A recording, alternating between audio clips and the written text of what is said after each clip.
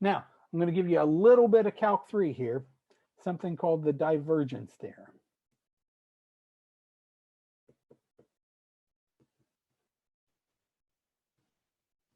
So this is just extra background. If you haven't had Calc 3, I wouldn't expect you to know this. But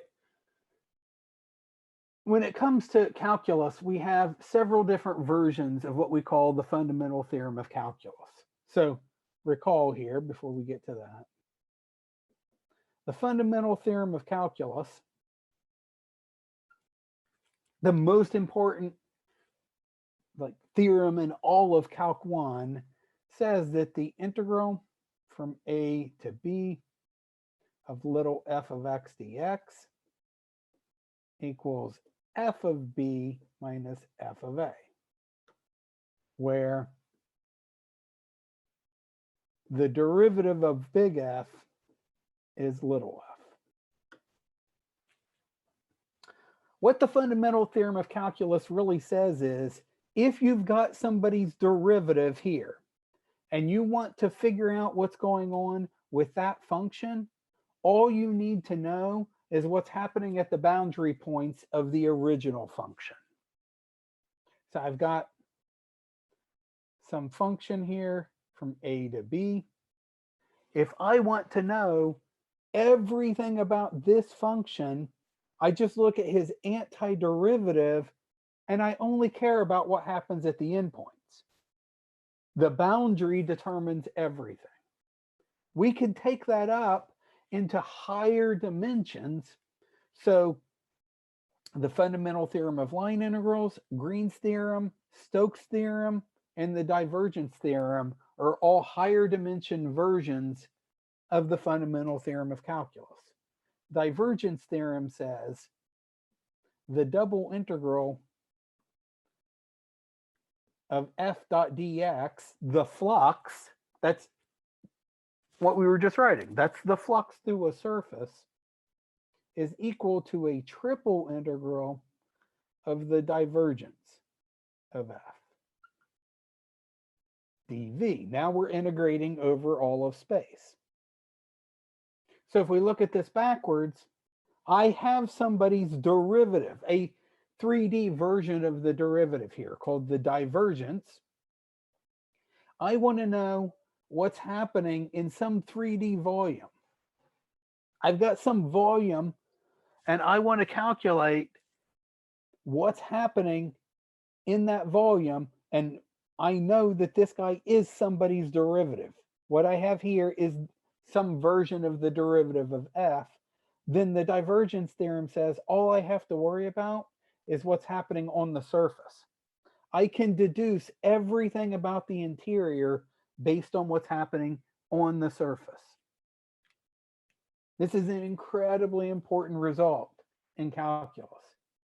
I mean, what we have here literally says that if you can measure every spot on the outside of a black hole, you could recreate what's inside of a black hole.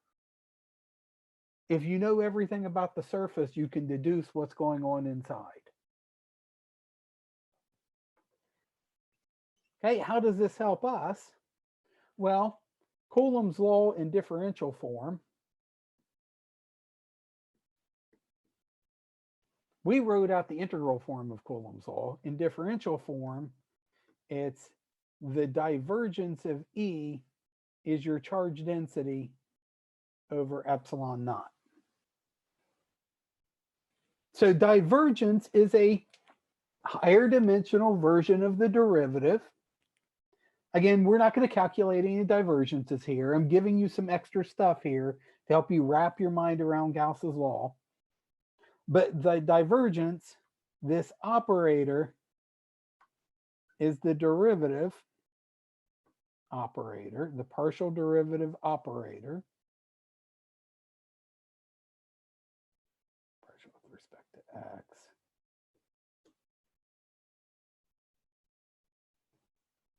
dotted with the vector itself. This is a scalar. Remember, dot products spit out scalars.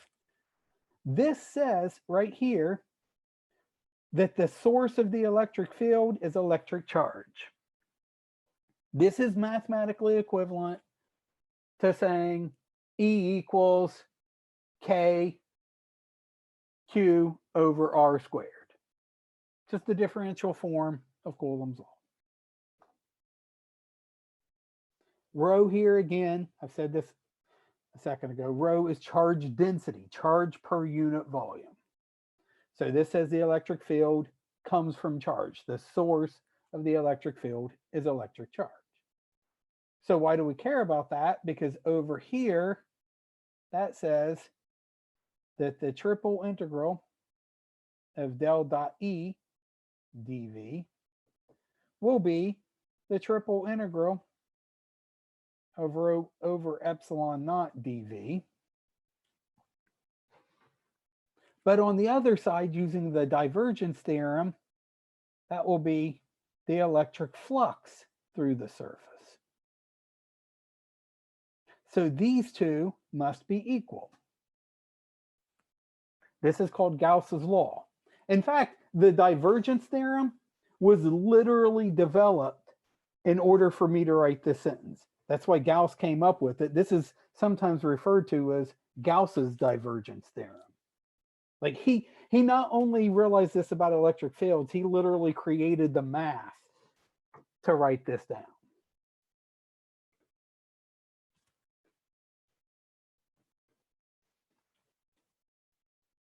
Okay, so let's write that down. Oh my God, I've been teaching this class for 30 years, it seems like. Somebody said Faraday's still the coolest. We're going to get Faraday's law later.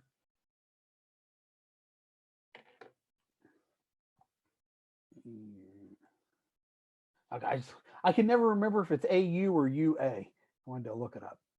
We'll get Faraday's law later, but Faraday was more experimental. Gauss was more theoretical. Gauss was a fantastic mathematician. Faraday was a great experimentalist. Gauss's law says that the flux through any closed surface, I'm going to write this out in words, is equal to the triple integral of all the charge that's enclosed. Rho here is charge density, charge per unit volume. But if my surface is a closed, orientable surface,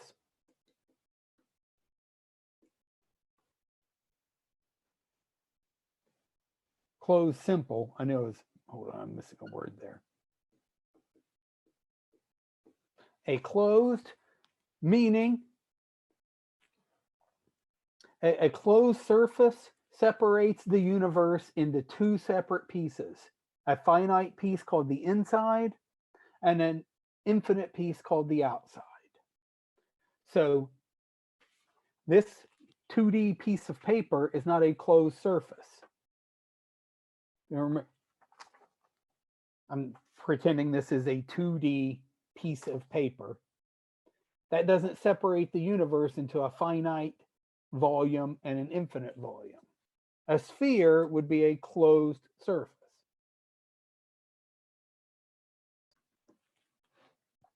Closed has a finite piece and an infinite piece. Orientable means that you can decide, you can literally say, this is the finite piece, this is the infinite piece. A Klein bottle is not orientable. A Mobius strip is not orientable. Simple, meaning you only have one surface. You don't have a collection of surfaces. There's no self-intersection. So we couldn't have something like two spheres with like a hole in the middle or something. No self-intersection, just a closed orientable surface that separates a finite region from the infinite region. Then this piece over here, if that's the case, this is just how much charge is inside your closed surface. We get that the flux through the surface is equal to the total charge in that surface divided by epsilon naught.